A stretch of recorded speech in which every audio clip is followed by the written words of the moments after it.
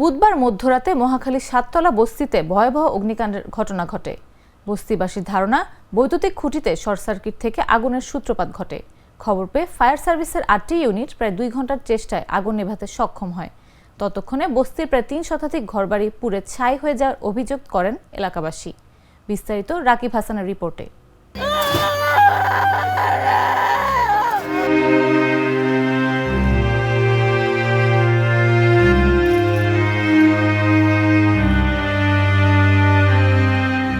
১৬ বছরের সঞ্চয় আমার এখানে সব শেষ।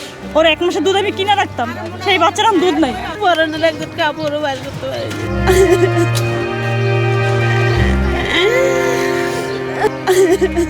বুধবার মধ্যরাতে মহাখালীর সাততলা বস্তিতে ভয়াবহ অগ্নিকাণ্ডের ঘটনা ঘটে। বস্তিবাসীর ধারণা, বৈদ্যুতিক খুঁটিতে শর্ট সার্কিট থেকে আগুনের সূত্রপাত ঘটে। খবর পেয়ে ফায়ার সার্ভিসের ৮টি ইউনিট প্রায় ২ ঘন্টার চেষ্টায় আগুন নেভাতে সক্ষম হয়। ততক্ষণে বস্তির প্রায় ৩ শতাধিক ঘরবাড়ি পুড়ে ছাই হয়ে যাওয়ার অভিযোগ করেন এলাকাবাসী।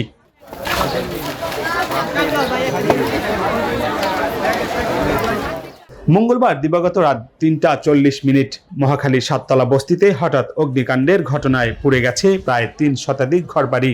সব হারিয়ে পোড়া ছাইয়ের মধ্যে শেষ সম্বল খুঁজে ফিরছেন ঘরহারা এসব মানুষ। প্রায় ১৮ বছর ধরে এই বস্তিতে থাকতেন রেশমা শফিকুল দম্পতি। একটি বেসরকারি প্রতিষ্ঠানের সিকিউরিটি সুপারভাইজার শফিকুল আর গার্মেন্টস কর্মী রেশমা তিলে তিলে গড়ে তুলেছিলেন স্বপ্নের সাজানো এক সংসার। কিন্তু সেই স্বপ্ন যেন এক রাতের মধ্যেই শেষ। ক্ষতি তো অনেক হয়েছে, টের পাইছে সে ৩টার কাছাকাছি সময়। তখন উঠে দেখতে হচ্ছে আগুন। আর যখন আমরা যেদিক দিয়ে বাইরে হইব ওইখানেই তো আগুন, বাইরে হওয়ার তো রাস্তা নাই। কারণ এই পাশ দিয়ে দোতলা দিয়ে মই দিয়ে নিচে নামছি, কোনো জিনিসপাতি বাইর করা সম্ভব হয় নাই, সবই পুড়ে ছাই। যা দেখতেছেন এখানে সবের এরকম। কি করতেন আপনি? আমি চাকরি করতাম, সিকিউরিটি সুপারভাইজার। আমার ঘরে কাপড় ছিল প্রায় ৫০,০০০ টাকার। তারপরে মেশিন আছিল, গার্মেন্টসের মেশিন। আরও অনেক ক্ষয়ক্ষতি হয়েছে, টাকা ছিল কিছু। এখানে আমি থাকি 18 বছর ধরে। আমি কাপড় গার্মেন্টসে চাকরি করতাম, পাশাপাশি কাপড় সেলাই করতাম বাসায়। কি করবো আর এখন সবাই শেষ, কিছুই নাই। পরনের একজন কাপড়ও বাইর করতে পারি।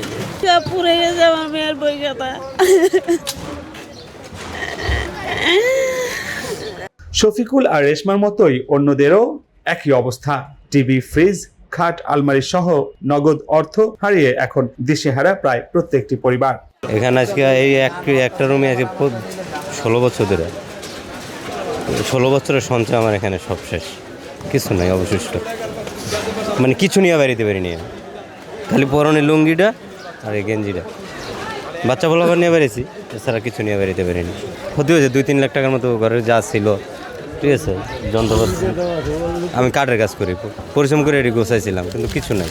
প্রথম ট্রান্সমিটার বাস্ট হয়েছে, পরে আমরা কোনো একটা করিনি। মাঝে মধ্যে ওটা হয়, কিন্তু আজকে হঠাৎ করে পুরাটা আগুন লেগে গেছে। ওখান থেকে আসতে মানে আপনার 5 মিনিট সময় নেই, এদিকে পুরোটা ধরে গেছে। আমরা এই যে বাড়িওয়ালার দোতলা রুমটা, এখান থেকে গেট দিয়ে বাইরে, আমরা এখান থেকে বাইরে মই দিয়া দোতলা দিয়ে বাচ্চা বলাবার নিয়ে ওখান দিয়ে বাইরে। এছাড়া বাইরের কোনো সুযোগ ছিল না। আর ওরা ওখান থেকে যারা বাইরেছে, এরা বাইরেতে ওই দিক দিয়ে যদি বাইরে দিতাম, তাহলে আমাদেরকেও খুঁজে পাওয়া যেত। সব শেষ। 3টা রুমে মাল জিনিস যা ছিল তা শেষ। ছোটো বোনের বিয়ে লেগে গুছাইছিলাম যা তা শেষ। ছোটো বাইরে বিদেশ পাঠামে এই বছরে, ওটার জন্য অনেক কিছু গুছাইছি। আমার নিজের সংসারের লেগা, মা সংসারের লেগা, সামনে বছর বাড়ি যাবো, কিচ্ছু নাই, একদম কিচ্ছু নেই। মেশিন থেকে শুরু করে 3টা রুমে যত মাল জিনিস আছে, 3 সংসারের লেগা কিচ্ছু নাই। একদম দেউলিয়া, বুঝেন, দেউলিয়া বলা যায় না, একদম ফকিরনি। এত কাপড় চোপড় আমার ঘরে, আমার মেয়ের একটা জামা নেই আমার হাতে। আমার বাচ্চার ঘরে আমার দুধের স্টক থাকে সবসময়। ওর 1 মাসের দুধ আমি কিনে রাখতাম, সেই বাচ্চারা দুধ নাই। দুধের বদলে 1 কেজি অনেক পিস কেক দিয়েছে, কেক খাওয়াইতেছে আমার মেয়ের। আমাদের এই যে ঘরে অনেক মালামাল ছিল, মোবাইল ছিল 3টা, টাকা ছিল, তারপর ফ্রিজ, অর্ডারও কিছু কি খালি 1 পোশাক বাইরেছি, কিছু নিয়ে বাইরেতে রে, খালি 1 পোশাকে বের হয়ে গেছি। তা ওই কোয়ার্টার ভিতর দিয়ে বের করছে, খুদা মানুষ বাইরে গেছি। আমরা ভাবি কি যে আগুন তো আরো 2-3 ফিট লাগছে, তালা মারি আমরা বাইরে গেছি, মানে এক গেটের ভিতরে যে বেরোবো বেরোনোর কোনো কায়দা নেই, আগুন দাউ দাউ করে জ্বলতে আছে। পরে এসে দিয়ে কোয়ার্টারের ভিতর দিয়ে দিয়ে মহিষ দিয়ে পরে নামাইছে। স্থানীয়দের দাবি, বৈদ্যুতিক খুঁটি থেকে আগুনের সূত্রপাত ঘটে। সরু রাস্তা হওয়ায় ফায়ার সার্ভিসের কর্মীদেরও আগুন নেভাতে কিছুটা বেগ পেতে হয়। রাকিব হাসান, জাগো নিউজ, ঢাকা।